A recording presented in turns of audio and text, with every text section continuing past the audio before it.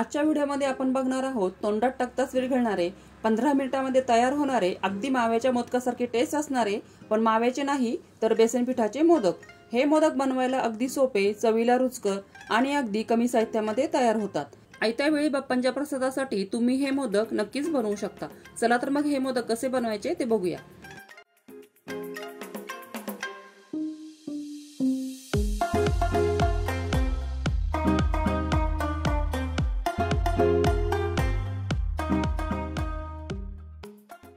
सगळ्यात अगोदर कढईमध्ये आपल्याला घ्यायचे आहे पाव कप एवढे साजूक तूप। आता यामध्ये आपल्याला घालायचे आहे 1 कप एवढे बेसन पीठ आणि हे बेसन पीठ कप मध्ये भरताना थोडेसे दाबूनच आपल्याला भरून घ्यायचे आहे।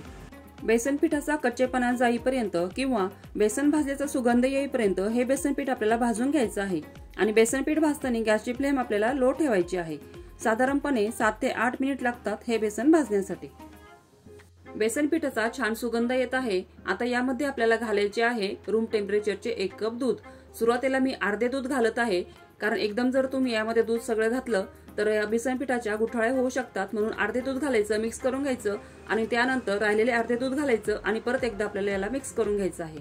ही प्रोसेस आपल्याला अगदी झटपट करायची आहे कारण अगदी मिनिटभरामध्येच हे मिश्रण लगेचच कोरडे व्हायला लागते। आता यामध्ये अर्धा कप साखर घालायची आहे आणि हे आपल्याला मिक्स करून घ्यायचं आहे।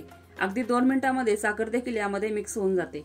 आता यामध्ये वेलची पावडर घालून या स्टेजला देखील तुम्ही हे मोदक बनवू शकता, पण आपल्याला हे मोदक अगदी माव्याच्या मोदकांसारखे बनवायचे आहेत।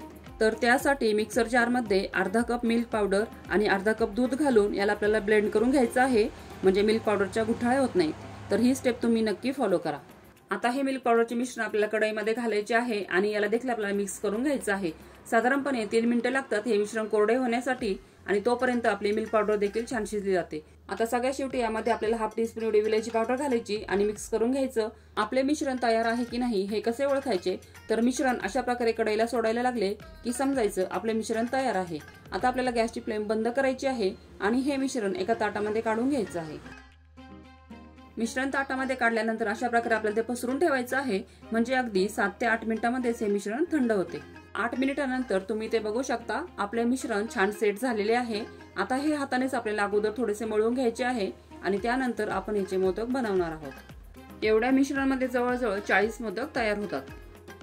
इथे मी डेकोरेशनसाठी थोडेसे पिस्त्याचे काप घेतलेले आहेत आणि एका वेळेस 4 मोदक बनतील असा मी 2 नंबरचा जो साचा असतो तो घेतलेला आहे आणि ज्या कपमध्ये आपण तूप घेतले होते त्याला थोडेसे तूप चिकटलेले आहे, तर तेच तूप मी या साच्याला लावून घेतले आणि त्यानंतर यामध्ये मी थोडे पिस्ता फ्लेक्स घातलेले आहे आणि त्यानंतर तयार मिश्रणाचा एक गोळा घ्यायचा आणि तो प्रत्येक साच्यामध्ये आपल्याला भरून घ्यायचा आहे।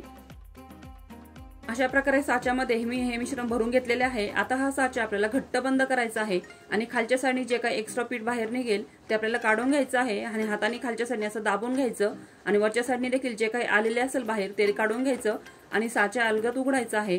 आणि तुम्ही ते बघू शकता अगदी सुरेख आणि आखीव रेखीव असे आपले इथे हे बेसन पिठाचे मोदक तयार झालेले आहेत। तुम्ही हे मोदक जर कुणाला खायला दिले तर त्यांना कळणार देखील नाही की तुम्ही हे मोदक बेसन पिठापासून तयार केलेले आहेत।